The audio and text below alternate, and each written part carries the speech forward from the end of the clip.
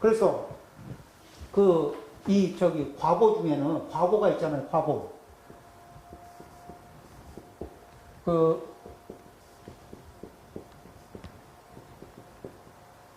이 과보는 다음 생에 받는 거예요.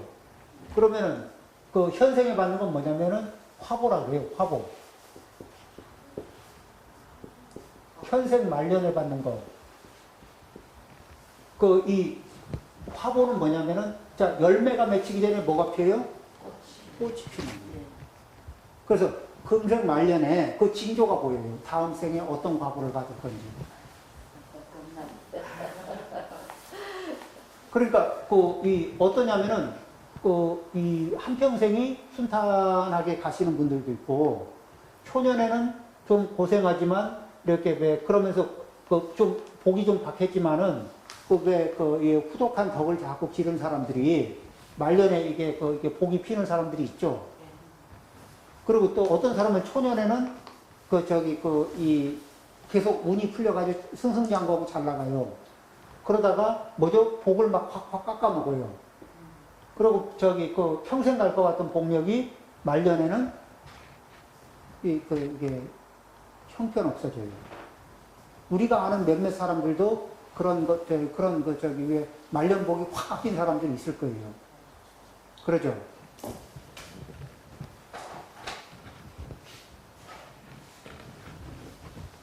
그래서 뭐냐면은 탁월한 자기 복을 아껴야 돼요.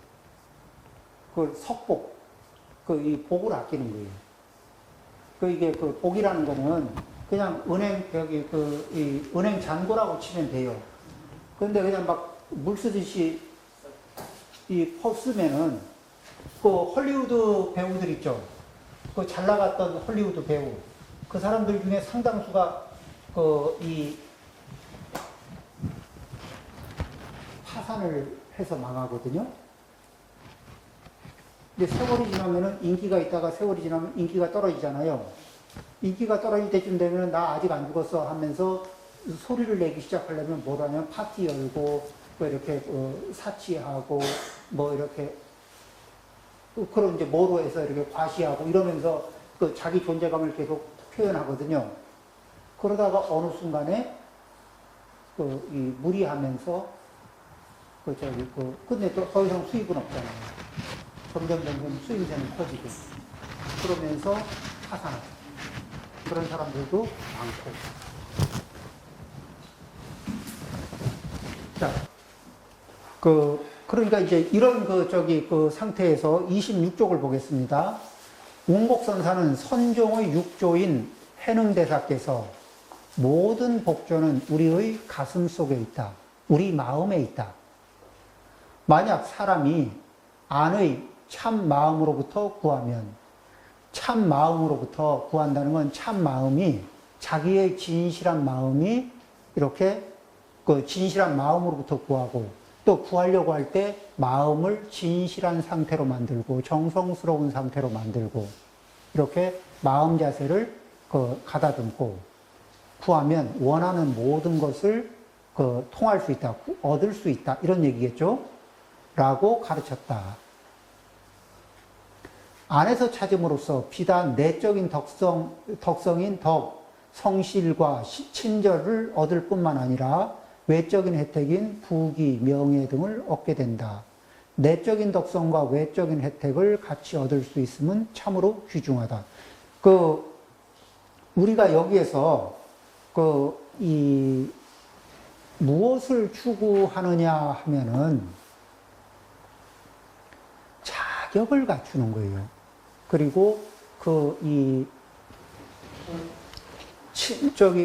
현실적으로 내가 친구가 있느냐 없느냐, 친구가 나를 도와줄 수 있는 사람들이 있느냐 없느냐. 그러니까 없으니까 내가 인복이 없어서 이럴 수 있잖아요. 그런데 이 현실적으로 뭐냐면은 내가 다른 사람을 따뜻하게 보고 다른 사람을 도울 기회가 있을 때 도울 마음을 기꺼이 내고 있는가.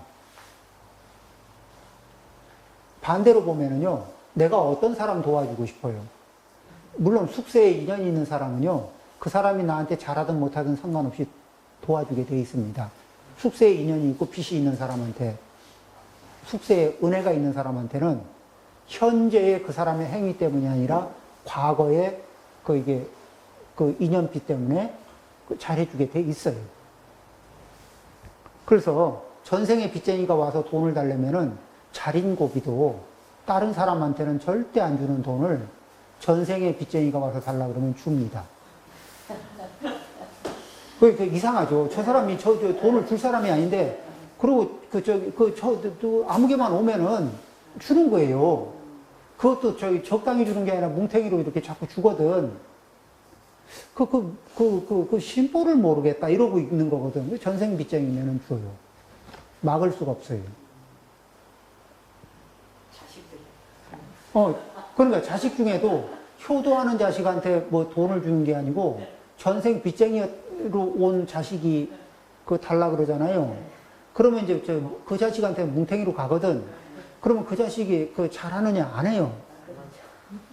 그러면 형제들 사이에는 속상해 죽는 거예요. 부모님한테 잘하지도 않는데 왜 부모님은 저희한테만 이렇게 잘해 주시는지 모르겠다. 이렇게 얘기하는데 그거는 지금만 봐서 그래요. 이 전생 빚이 있으면은 막을 수가 없어요. 그냥 주게 돼 있어요.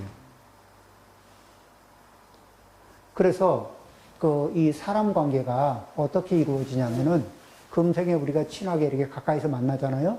일단 거리상으로 가까이 만나는 사람들은 4가지 인연이 있는 거예요. 전생에 인연이 있거나, 그러니까 은혜, 전생 은혜가 있거나, 아니면 원한이 있거나, 또 받을 빚이 있거나, 갚을 빚이 있으면 일단 이 밀접한 관계가 돼요. 그 중에서 원한이 있잖아요. 그러면 보자마자 원한이 있는 관계는 보자마자 쫙 끝에 끌려요. 그 다음에 무슨 사연으로 엮이든지 간에 뗄래야 뗄 수 없는 관계로 엮여.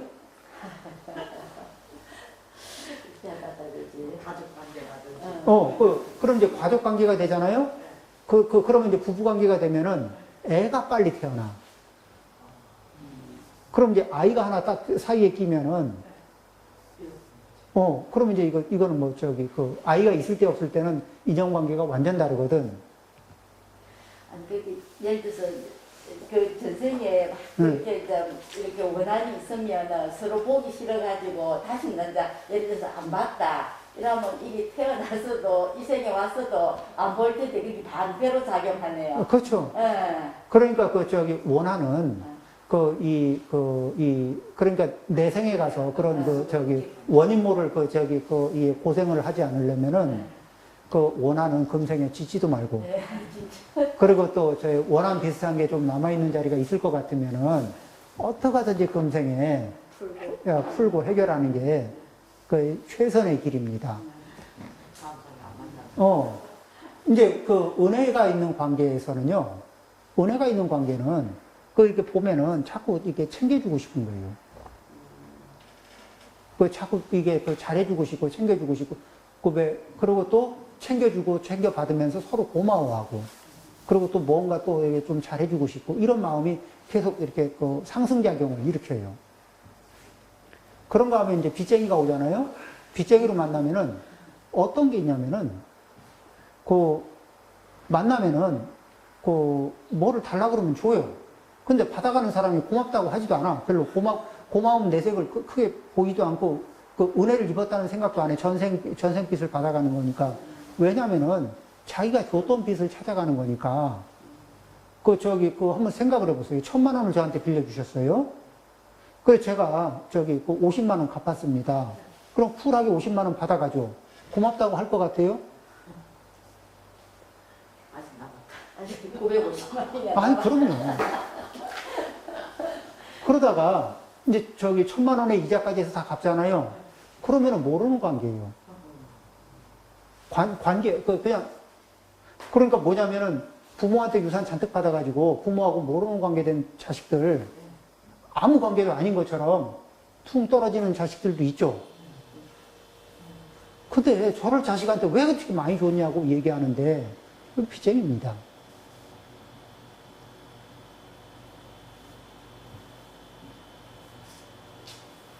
그 다음에 이제, 그래도 빚쟁이가 자식으로 오면 좀 덜한데, 이 부모가 빚쟁이가 받을 빚이 있고 자식이 갚을 상태가 되잖아요.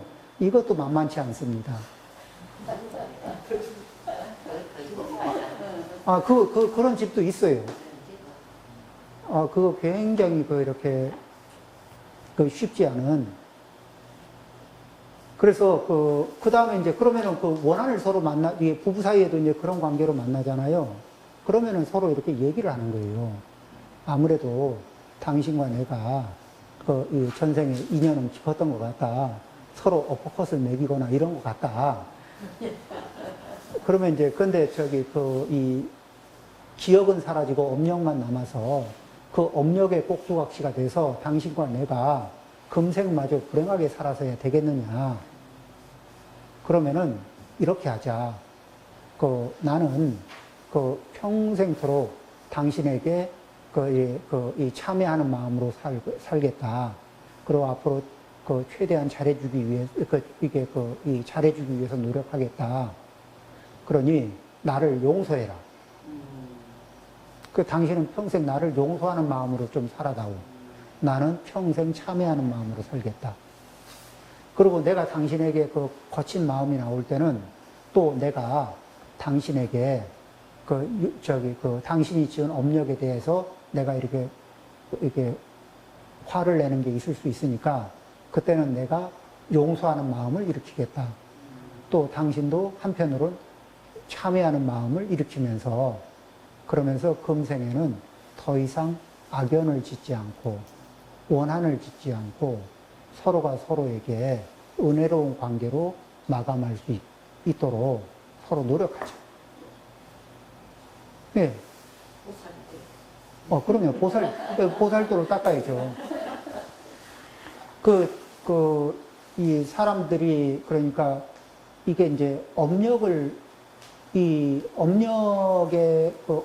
어떤 건지, 내가 가지고 있는 업력이 뭔지를 못 알아챘을 때는 업력의 꼭두각시가 되는데, 이게 어떤 종류의 업력이구나 하고 알아차리고 나면, 그걸 알아차리는 건 지혜죠. 그리고 거기에서 그것을 어떻게 다룰 것이냐. 예, 지혜롭게 다루면은, 그렇게 해서 비록 그 속에서 울컥울컥 올라오는 거는 원한심이지만, 그 원한심의 꼭두각시가 되지 않기 위해서 나도 노력하고 당신도 노력하자. 그렇게 하고 매일매일 서로 은혜를 베푸는 마음으로 그 원한심을 계속 희석시키는 거예요. 참회하는 마음으로 이 원망심을 녹여내는 거예요. 그렇게 되는 사이에 업력의 질이 바뀌어요.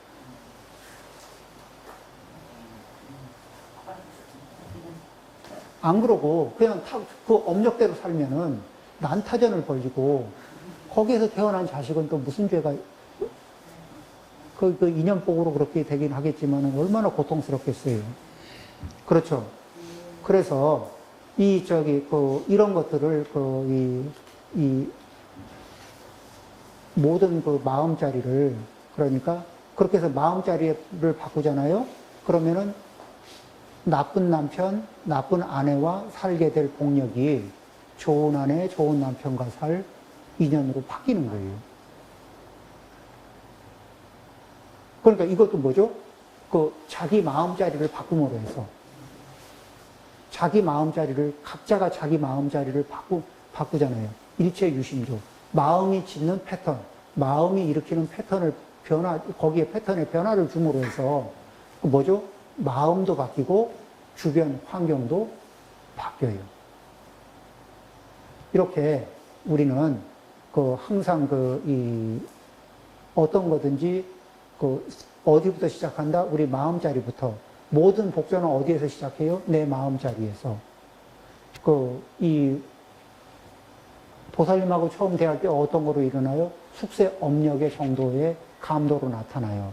그러면 그거를 불편한 업력이 올라오잖아요. 그럼 숙세 관계가 안 좋았겠거니. 그렇지만 숙세 업력의 꼭두각시가 될 거냐 말 거냐. 아니다. 그러면은 그 일어나는 이것을 살펴보고 그 다음에 여기에서 요 일어나는 마음을 어떻게 녹일 건가, 그리고 어떻게 선한 인연으로 전환할 건가. 그렇죠. 그래서 그 마음을 잘 쓰는 것, 선용기심, 그 마음을 잘 쓰는 방향으로. 눈에는 눈, 이에는 이, 네가 그렇게 하면 나는 이렇게 한다. 이런 게 이제 우리가 이 세상에서 이 세상만 바라보고 갖는 규칙이에요. 그렇지만 과거, 현재, 미래를 염두에 두고 우리가 생각을 해보면은 그렇게 가서는 안 되는 거예요.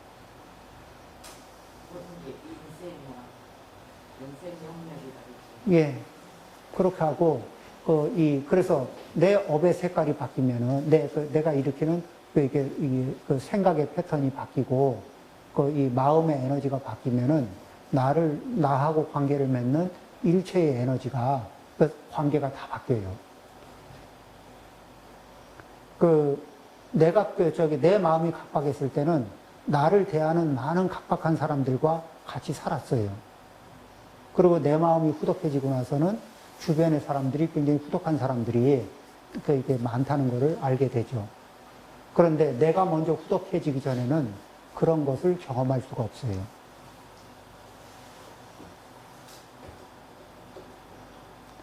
그래서 이 모든 것이 마음에 따라 변화한다고 할 때 그때 1번으로 바꿔야 하는 거는 내 마음이라는 거.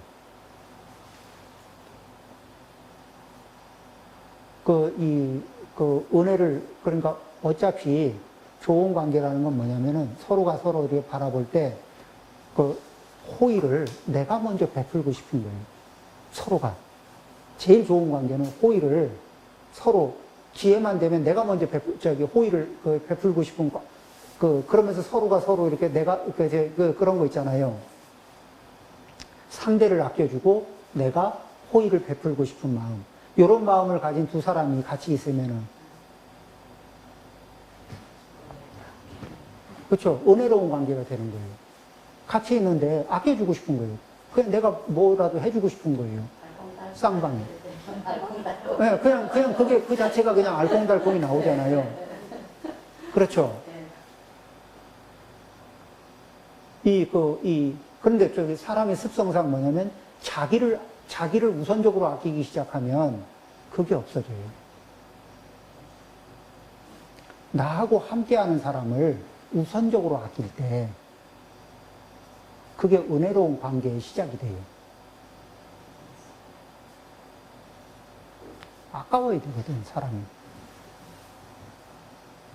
네, 오늘 여기까지 하겠습니다.